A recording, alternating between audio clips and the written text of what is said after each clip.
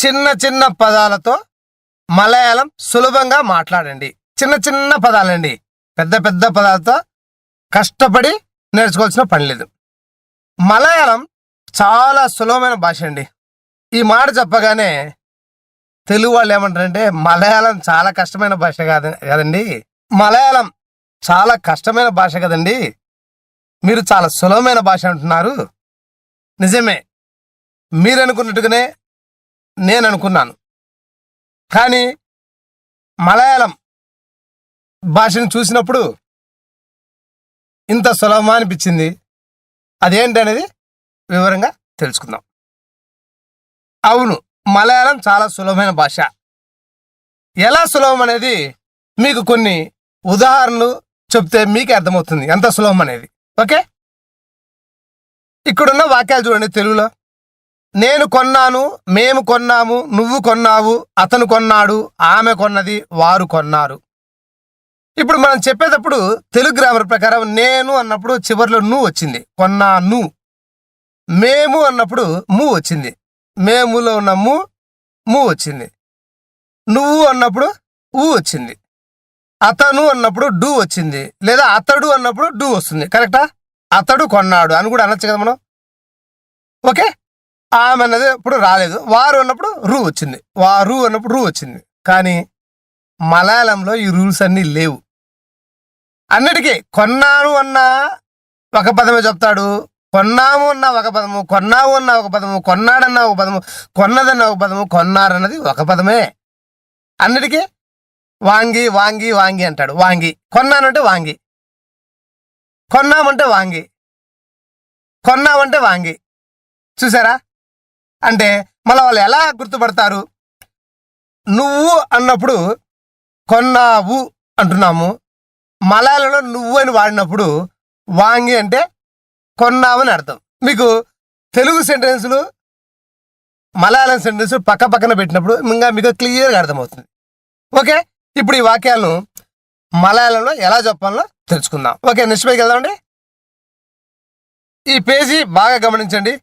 తెలుగులో మలయాళంలో నేను అన్నప్పుడు జ్ఞాన్, మేము అన్నప్పుడు ఞంగల్, నువ్వు అన్నప్పుడు నీ, అతను అన్నప్పుడు అవన్, ఆమె అన్నప్పుడు అవల్, వారు అన్నప్పుడు అవర్.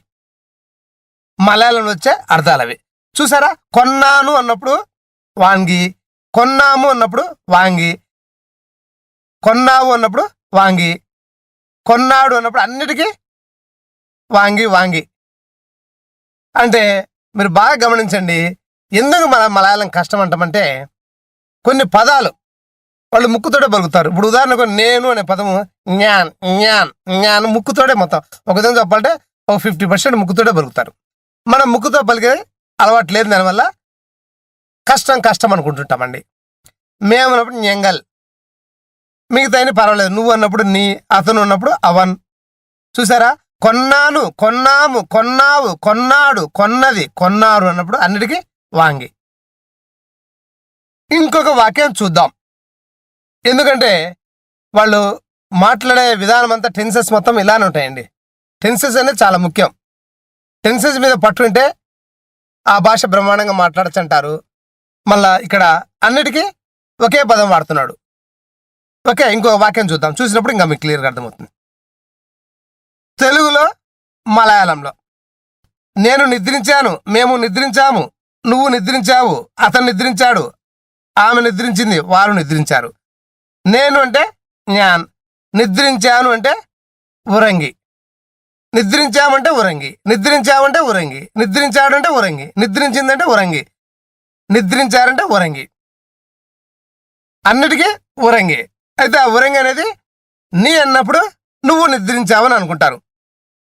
అవన్ ఉరంగి అంటే అతను నిద్రించాడు, ఆమె నిద్రించిందంటే అవள் ఉరంగి, వారు నిద్రించారంటే అవర్ ఉరంగి. చూసారా ఎంత ఈజీగా ఉందో? మలయాళం వాళ్ళు ఇంకా మీకు ఈజీగా అర్థం కావడం చెప్తున్నా. ఏ టెన్షన్ తీసుకోండి, ఆ చివరిలో ఒకే పదం వాడతారు వాళ్ళు. మన ఏంటి సబ్జెక్టు తగ్గట్టుగా నేను ఉన్నప్పుడు చివరిలో నువ్వు వస్తుంది, మేము ఉన్నప్పుడు ము వస్తుంది, నువ్వు అన్నప్పుడు ఊ వస్తుంది. కానీ మలయాళంలో అలా రాదండి.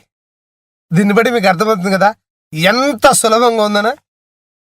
తర్వాత ఈ విధంగా తెలుగు ద్వారా మలయాళం, కన్నడ, తమిళం ఇలా డిఫరెంట్ భాషలు మేమే నేర్పిస్తున్నామండి. ఓకే, నిజమే కదా?